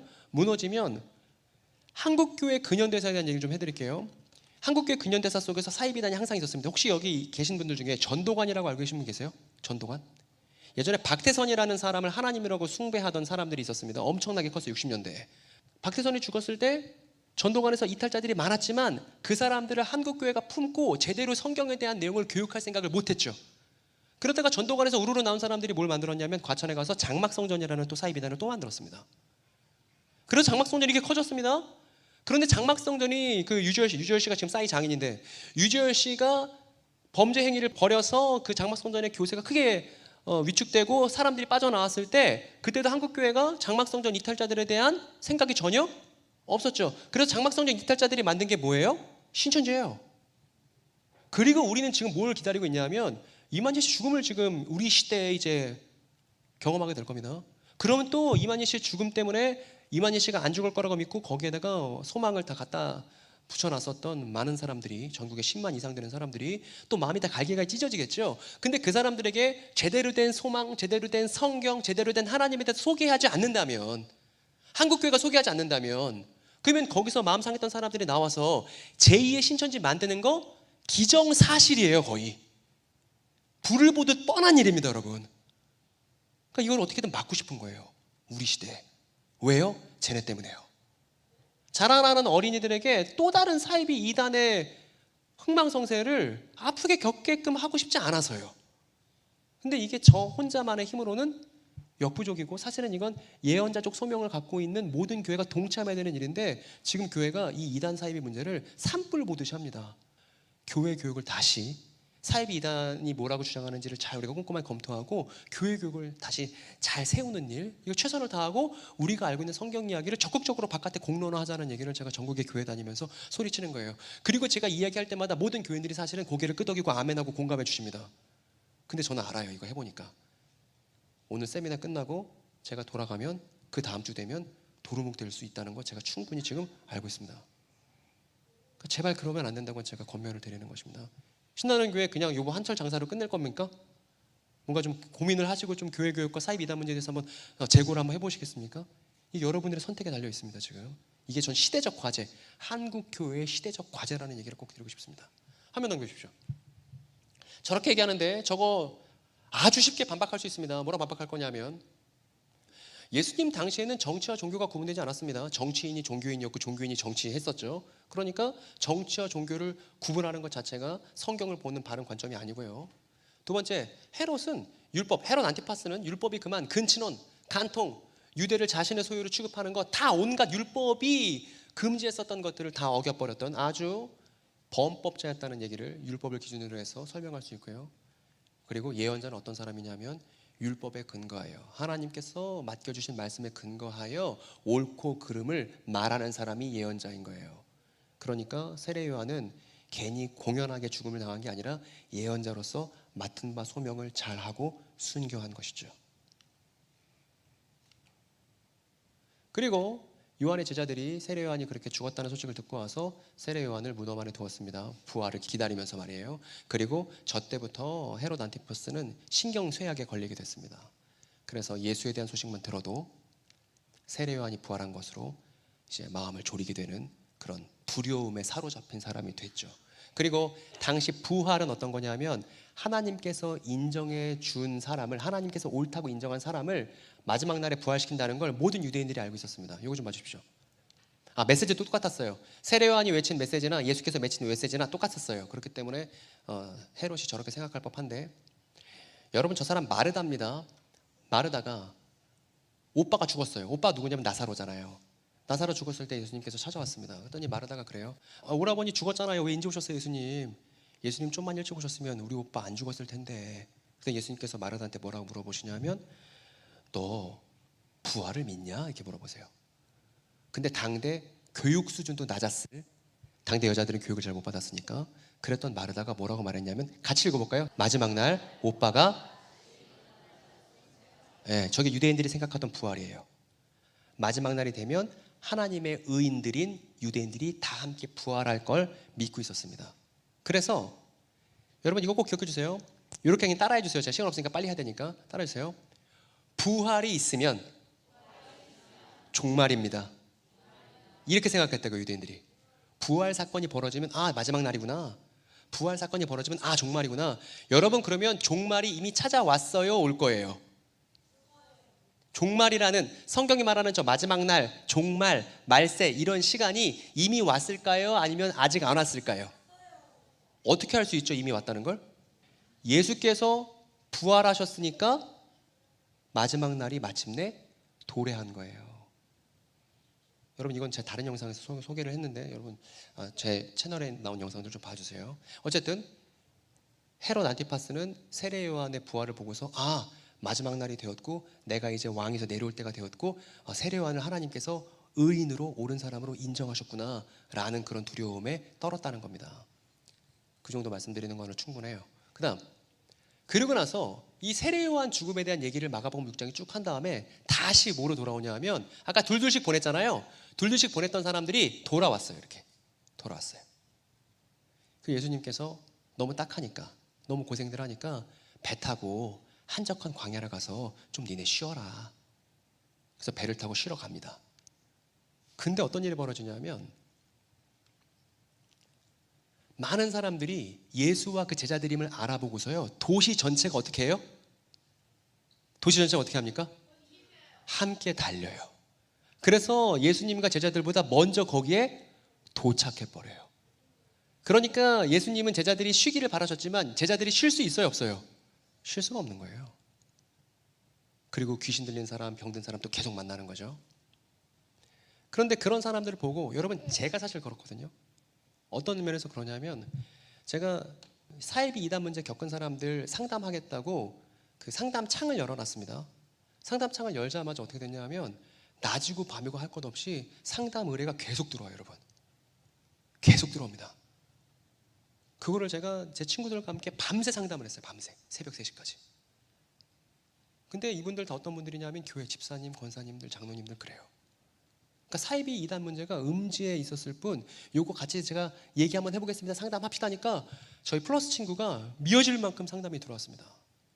근데 저는 솔직히 말씀드리면 그렇게 상담들이 계속 와서 제가 사람들 계속 만나고 상담하고 계속 만나고 전화하고 하면서 솔직히 말씀드리면 짜증이 많이 났어요.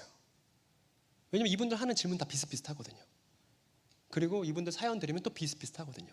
그러니까 나중에는 제 일과와 삶이 없어졌습니다. 그러다 보니까 막 사실은 좀 이제 언제까지 이걸 해야 되나, 언제까지 이걸 해야 되나, 이러다 결혼도 못하는 거 아닌가 이 생각했던 게 사실이거든요. 하지만 결혼했다 못했다? 결혼해서 여기 와이프 여기 앉아있는데, 아무튼 훌륭해. 하나님께서 하나님께 너무 감사하게 결혼했는데, 그런 어떤 그 애끓는 심정보다는, 예수님께서 말씀하신 애끓는 심정보다는 너무 진짜 이거 언제까지 할지 모르겠다, 짜증난다 이러고 있었던 게 사실입니다. 그러다가 이제 이 마가복음 6장 보는데 예수님은 그렇게 쉴 시간도 없이 병자들이고 귀신 들린 사람이고 하나님께, 예수님께 말씀 배우고 싶은 사람들 몰려들 때 어떤 심정이었냐면 목자 없는 양들을 보는 것 같아서 애끓는 심정이셨다고 했잖아요. 근데 저 애끓는 심정, 사이비 이단 문제를 접하면 저렇게 애끓는 심정으로 바라볼 수밖에 없는 피해자들이 도처에 있다는 것입니다, 여러분. 저는 이 사람들이 교회의 위로와 교회의 가르침을 받아야 되는 사람들이라고 생각해요. 누굴 통해서? 여러분들 통해서 말입니다. 지금 사이비 이단에 몸담고 있는 사람들이 추산이 200만 명입니다. 여러분 200만 명이면 그 사람들 친구, 가족들 하면 얼마나 규모가 될 거라고 생각하세요? 적어도 배는 넘겠죠. 그 사람들에게 위로하고 그 사람들의 마음을 보듬어주고 그 사람들에게 올바른 진실을 가르쳐 주려면 한국교회가 다 나서면 할 수 있는 일이라고, 그 정도 규모의 일이라고 생각이 듭니다. 적어도 병점 지역은 여러분께 맡기고 싶고 동탄 지역은 여러분께 맡고 싶습니다. 충분히 여러분도 할 수 있잖아요. 이거 어려운 거 아니잖아요. 어린이들에게 성경 가르치듯이 하나하나 이야기만 들려주면 되는 일이고, 사람들에게 리스크를 감당하더라도 내가 그 사람들을 안아보겠다는 사랑만 있으면, 사랑과 진실만 있으면 시도해 볼 수 있는 일이에요. 여러분 저는 이제 전도사도 아니고 목회자도 아니고 진짜 아무것도 아닙니다. 그냥 동네 아저씨인데, 동네 아저씨도 예수 믿는 이유 하나만으로 할 수 있으니까 여러분도 할 수 있을 거라고 제가 믿고 있습니다. 그래서 지금 이 얘기를 진지하게 하고 있죠. 화면 보여주십시오. 그래서 예수님께서 그 목자 잃은 양 같은 사람들 잔뜩 있었는데 제자들은 제 심정 같았나 봐요. 시간이 많이 되었고 제자들이 와서 그러기를, 이제 늦었으니까 그만하죠. 이제 밥 먹으러 가라고 그만 돌려보내고 이제 좀 쉬죠. 제자들이 그렇게 얘기했습니다. 그랬더니 이제 여러분도 알고 저도 아는 이야기가 이어집니다. 예수님께서 그러시죠. 바로 너희들이, 여기서 너희는 누구죠, 여러분? 예수의 제자들이죠. 그렇게 목자 없는 양떼처럼 막 방황하고 있는 사람들을 향해서 예수님께서 나의 제자인 너희들이 저 사람들을 먹여야 하지 않겠어? 이렇게 말씀하시는데 저게 제 마음에 탁 와닿습니다, 여러분. 여러분의 마음에도 와닿습니까? 먹여야겠다는 생각이 드십니까, 여러분? 그리고 나서 이 얘기가 있는 거예요. 그래서 얼마나 있어? 먹을 거 얼마나 있어? 그랬더니 보리빵 5개랑 물고기 2마리 있던데요? 이렇게 했어요. 그랬더니 예수께서 어떻게 하셨냐면 푸른 풀밭에 사람들을 잔치로 이렇게 눕게 하라고 하십니다. 모둠으로 모둠으로. 그리고 유대인들은 밥 먹을 때 그 그리스 사람들, 고대 그리스 사람들처럼 이렇게 옆에 기대서 먹어요. 서로의 허벅지에다 이렇게 기대서 쭉 누워 있습니다. 그 그림을 그려봤어요. 자세히 보면 누워 있어요. 자세히 보세요. 예? 누워 있어요. 이렇게 누워 있는 겁니다. 근데 몇 명씩 누워 있냐면 100명씩, 50명씩, 100명씩, 50명씩. 여러분 저렇게 누워 놓으니까 마치 뭐 같아요? 푸른 풀밭에 양떼 같은 그런 느낌 들지 않으세요? 예수님이 저렇게 푸른 풀밭에 싹 다 이렇게 돌려놓은 거예요. 그랬더니 숟가락 아니야? 근데 여러분 잘 알고 있는 얘기잖아요. 저렇게 해서 보리빵 5개랑 물고기 2마리를 예수님께서 축사하시고 찢고 제자들은 이렇게 놀아줘서 찢고 해서 먹으니까 어떻게 됐다는 거예요? 몇 강주리가 남았다는 거예요?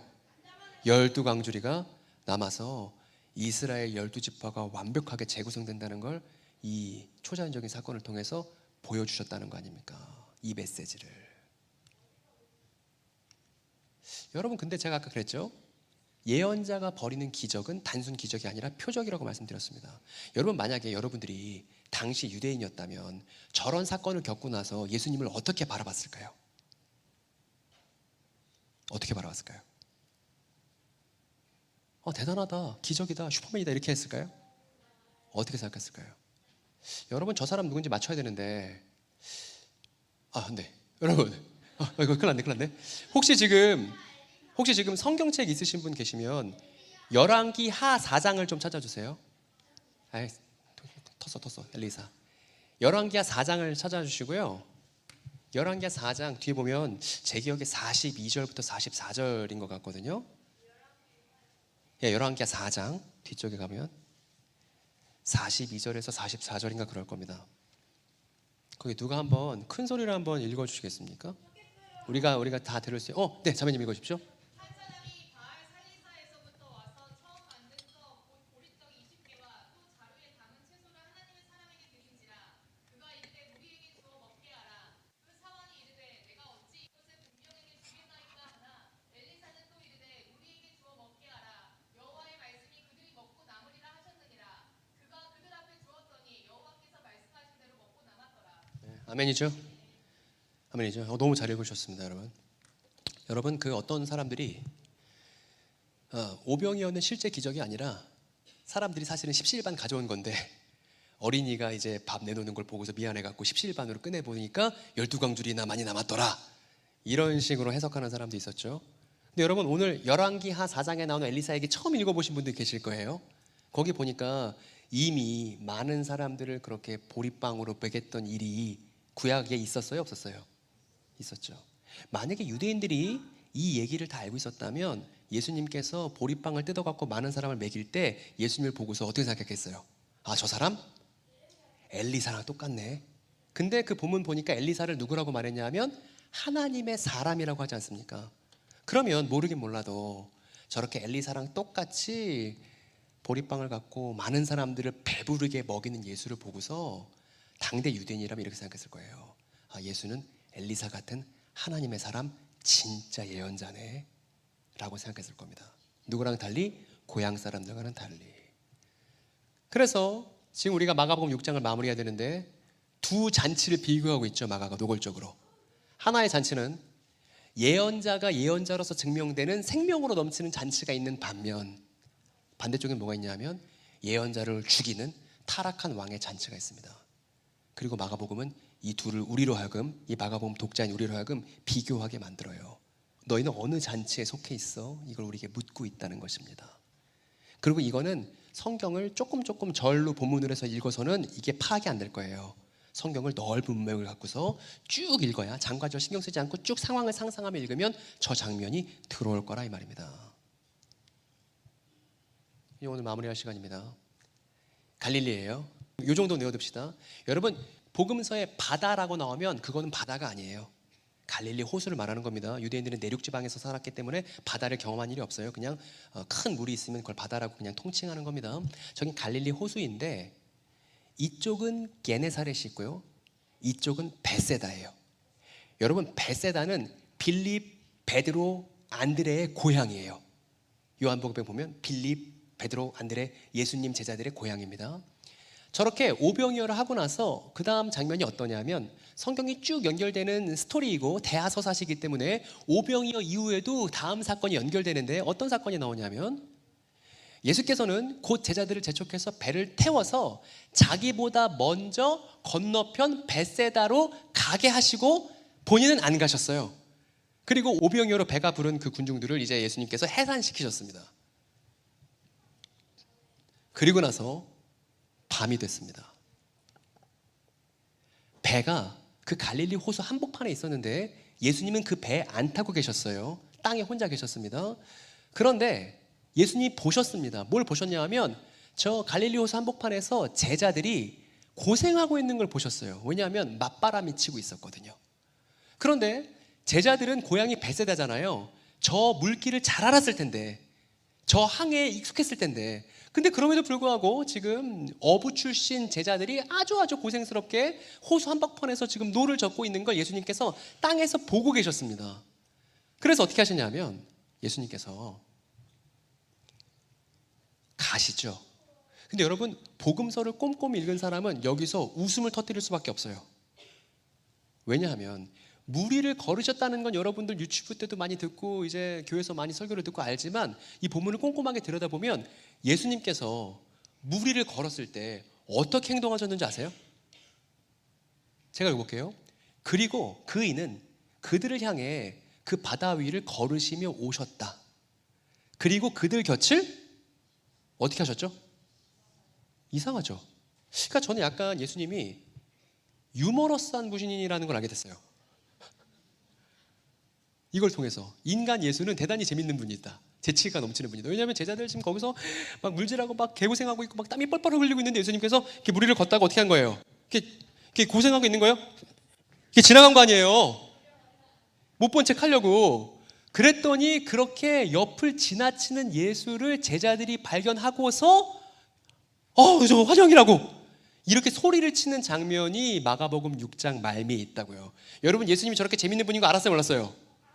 이건 상상해야만 확인할 수 있는 내용인 거예요. 그러니까 복음서 너무 재밌는 거예요. 상상하면서 읽는 복음서 진짜 너무 재밌어요.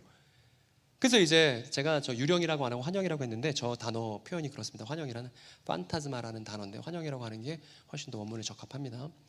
그래서 예수님이 뭐라 말씀하셨냐면, 요거는 간지나는 말씀이니까 같이 읽어볼까요? 기운내라, 바로 나다, 무서워하지 말아라. 그렇게 말씀하신 거예요. 지나가려다가 발견되니까 뒤돌아보면서 기운내, 나야 무서워하지 마, 이렇게 얘기하신 거죠. 그리고 나서 이건 만드느라 고생했으니까 한 번 더 할게요. 이제 배에 승선하셨다는 얘기입니다. 이렇게 딱 승선하시니까 뒤에 보니까 물이 어떻게 됐습니까? 잔잔해졌죠. 근데 그러나 그들은 여전히 혼비백산했다. 마가복음이 말합니다. 왜냐하면 예수님께서 배에 승선하셔서 물이 잔잔해졌음에도 불구하고 제자들이 여전히 혼비백산했던 것은 그들이 그 빵들을 이해하지 못하고 굳어버린 심장이 그들의 것이었기 때문이다. 이렇게 쓰였습니다. 즉 앞에서 예수께서 오병이어 기적을 보여주셨는데 예수께서 하나님의 참된 사람이라는 사실을 제자들은 금방 까먹은 거예요. 그래서 누구랑 똑같아진 거예요? 마가복음 처음에 나섰던 고향 사람들과 다를 바가 없어진 겁니다. 그리고 제자들의 심장이 어떻대요? 굳어버린 심장이라 그랬죠. 이거 기억 안 나십니까 여러분? 굳어버린 심장. 이거 어디 나왔던 거냐면 동네 사람들과 똑같고요. 이거 합시다. 이만희 씨가 또 40년간 뭐라 가르쳤냐면 예수님의 제자가 아니면 비유풀이를 듣고 깨달을 수 없다. 그러니까 예수님의 제자가 되어야만 비유풀이를 들을 수 있고 성경 말씀을 제대로 깨달을 수 있다. 그러니까 나의 제자가 되어야 된다. 이렇게 40년간 가르쳐 왔습니다. 근데 저렇게 주장하기로는 신천지교인들 다 저렇게 믿고 있지만 여러분, 제자들 지금 깨달아야 못 깨달아요? 예수님의 제자가 되었음에도 불구하고 예수님의 정체에 대해서 제대로 깨달아야 못 깨달아요? 못 깨달았죠. 그러니까 이만희 씨의 저 주장은 마가복음 6장을 꼼꼼하게 읽는 것만으로도 거짓이라는 게 금세 드러나죠. 아주 쉽게. 그리고 많은 교인들이 신천지로 넘어갔다는 얘기는 복음서 한번 꼼꼼히 교회에서 교육받은 적이 없다는 걸 방증하는 것이기도 합니다. 그리고 아까 이사야서 말씀에도 써 있었잖아요. 이사야가 언제까지 그렇게 하실 거예요 하나님? 그렇게 하니까 하나님께서 이 백성의 심장을 둔하게 해라. 언제까지요? 거룩한 씨가 그 땅의 그루터기가 될 때까지. 여러분 나중에 저 사건이 예수의 십자가와 부활이라는 걸 나중에 복음서 결말에서 확인하게 될 겁니다. 즉 예수의 십자가와 부활 사건이 있고 나면 예수는 감춰지신 분이 아니라 누구나 이해할 수 있고 깨달을 수 있는 분으로 온 세상에 알려지기 시작하실 거예요. 그래서 누군가 특별한 사람을 통해서만 예수에 대해서 깨달을 수 있다? 복음서 자체가 그것을 거절합니다. 그래서 말도 안 돼요. 근데 이제 저렇게 주장하는 사람들 지금 전국에 10만 명이나 있는데, 여기 병점에도 있고 동탄에도 있는데 누구예요? 여기 신한울교회 권사님이잖아요. 신한울교회 권사님 뭐라고 말씀하실 거예요? 저렇게 생각하는 사람들한테 난 저 사람들 대학이 너무 무서운데 목사님한테나 말해야지 이러실 거예요? 신천지 아웃스티커 붙여놓고 다시는 상종하지 말아야지 이러실 거예요?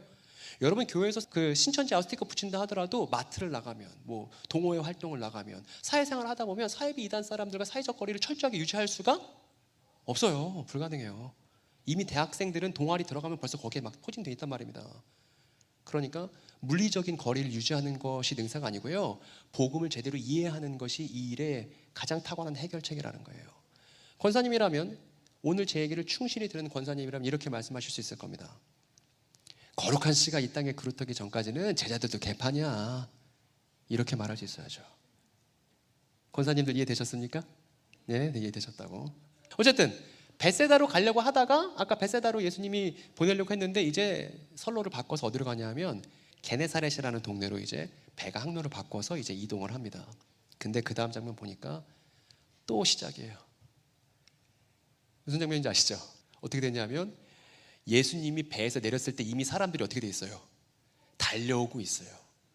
그만큼 가르침을 원하는, 치유를 원하는, 사랑을 원하는 참된 이스라엘 사람으로 거듭나길 원하는 사람들이, 회개를 통해서 예루살렘의 회복에 참여하고 싶은 열망을 갖고 있는 유대인들이 예수와 제자들에게 달려오고 있는 상황이 다시금 펼쳐집니다. 그래서 예수님은 여전히 마가복음 6장이 끝날 즈음에 돼서도 쉬실 수가 없었겠죠. 그런데 오늘 그 마가복음 6장 마지막 절에 보니까 이렇게 되어 있습니다. 연약한 사람들이 청하길 예수의 겉옷 끝에만 닿기를 바랐다. 그리고 그 겉옷 끝에 손을 대기만 하면 모든 사람이 나았다. 여러분 근데 저 겉옷 끝에만 닿기를 바란다는 거 뭔가 우리가 알고 있는 이야기와 비슷하지 않습니까? 여러분 누군지 기억나십니까? 예수님의 그 옷자락만 닿으면 좋겠다고 했었던 사람 기억나세요? 12년간 그 유출병을 겪고 있었던 그 여인이 예수님의 옷자락만 닿아도 낫겠다고 했잖아요. 그 여인 마가복음 몇 장에 나오게요? 5장에 나옵니다. 5장에 나와요. 이렇게요. 내가 저분의 옷에 닿기만 해도 구원받게 될 거야. 그러니까 우리가 상상해 볼 수 있죠. 뭐냐면 마가복음 5장에서 저 혈루병 걸린 여인이 예수의 옷자락 닿아서 나았잖아요. 그 소문이 어떻게 된 거예요? 삽시간에 퍼진 거예요. 그래서 삽시간에 퍼지고 나니까 사람들이 이제 뭐만 바래? 제발 나도 옷자락만, 제발 나도 옷자락만 하면서 이제 게네사렛 지역으로 달려오고 있다는 걸 우리가 마가복음 6장 마지막 절에서 확인하게 된 겁니다. 그리고 오늘 드릴 얘기를 다 드렸어요. 다시 장면으로 돌아옵니다. 여러분 교회나 이단이나 종교 다 똑같지 뭐가 다르겠어 라고 하는 사람들이 지금 이 사회 분위기예요. 그런 상황 속에서 교회의 교회다움, 예수 믿는 사람들의 예수 믿는 사람다움을 보여줄 수 있는 건 물론 우리의 선행도 필요할 거고 우리의 봉사도 필요할 겁니다. 지역사회를 우리가 섬기는 것도 물론 중요하겠지만 교회의 교회다움은 어디에서부터 확인되는 것이냐 하면 성경 이야기의 탁월함에서부터 확인되는 거예요. 교회에 속한 모든 사람들이 성경 이야기를 탁월하게 읽어내고 이것을 표현할 수 있을 때 거기서 이 세상이 보지 못했던 이질적인 교회, 이질적인 사람, 이질적인 예수, 1세기 예수의 그 이질적인 사랑이 오늘날 이 땅에 존재하는 예수를 따르는 사람들을 통해 말과 행동으로 표현되는 그 시작은 어디에 있냐면 성경 해석에 달려 있습니다, 여러분. 그렇기 때문에 다시 이야기로 돌아가서 거기서부터 여러분 다음을 확인하고 발견하셨으면 좋겠습니다. 마지막 슬라이드 하나 남았습니다. 그러면 이렇게 되는 거예요. 이렇게요. 저 사람에게 누군가 가야죠. 이 사회 분위기를 뒤집기 위해서 누군가 말을 해야죠. 무엇으로써? 하나님께 말을 위탁받은, 복음을 위탁받은 예언자로서. 그 사람이 바로 저와 여러분이라는 사실을 오늘 이야기를 통해서 충분히 확인하셨으리라 생각합니다. 잠깐 기도하겠습니다.